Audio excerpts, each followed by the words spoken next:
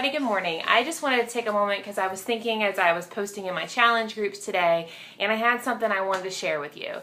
This past weekend, my husband was out of town working, and it was hard. And a lot of times I think what I was going through, I'm not the only one. Although, when in the middle of it, I felt like I was the only one. We get stressed. We get really stressed sometimes, and we have emotional triggers. And those emotional triggers in us tend for us to do unhealthy things to deal with it. Whether it's overeating, which is what was evidenced by the 1/3 of the chocolate chip cookies that I consumed last night, or whether it's just being negative and down on ourselves, being stressed and anxious, being yelling and frustrated with our kids, whatever it is, we have emotional triggers, and we usually deal with them in unhealthy ways when we don't know they're there.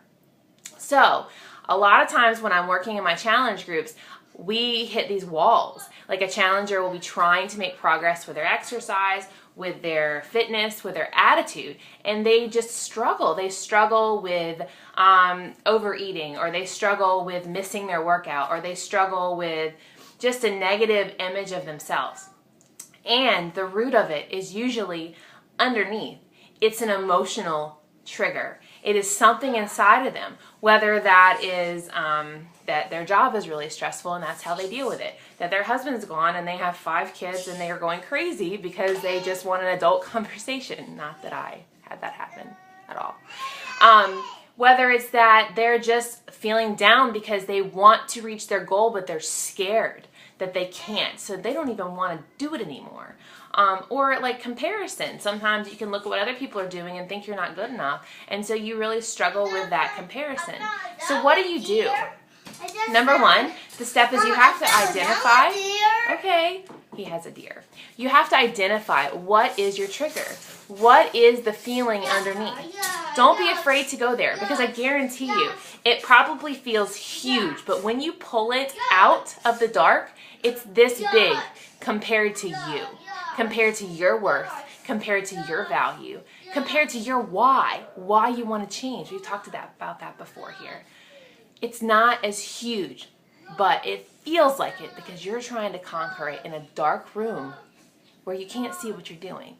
So if you bring it to the light and you reach out for help, you can overcome it. Whether that is in a challenge group like we have, where you get accountability and support. Whether that is in messaging me and Courtney, we could pray for you. Whether that is big enough that you need to go find someone like in counseling to talk to. There's no shame in that. Reaching out to your community, to your friends. Being honest and real, because honestly, this is what I'm learning as I do this with you and I share. The more real we are, the more free we are. Because we have this idea that everybody else has got it perfect. We don't. But we're working on it.